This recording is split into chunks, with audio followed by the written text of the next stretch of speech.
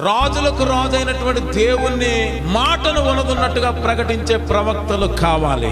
మోమాటంతో మీరేం చేసినా పర్వాలేదు, మీరు ఎలా ఉన్నా పర్వాలేదు, మీరు ఎలా తిరిగినా పర్వాలేదు, మీరు ఏ పాపం చేసినా పర్వాలేదు, మీరు చర్చికి రాకపోయినా పర్వాలేదు, మీరు ఎలా ఉన్నా పర్వాలేదు అనే పద్ధతిలో ఉన్న సేవకులు మనకి అవసరం లేదు.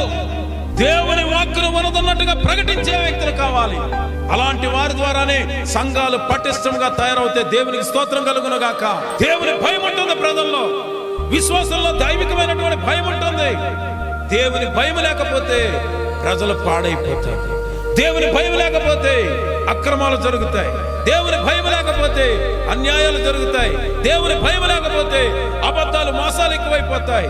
దేవుని భయం లేకపోతే పాపం విస్తరించిపోతుంది. అందుకని దేవుని భయము కలిగేటట్లుగా ఒక దైవజనుడు దేవుని వాక్కును ఉన్నదున్నట్లుగా ప్రకటించవలసిన వాడై ఉన్నాడు. దేవునికి మహిమ కలుగును గాక.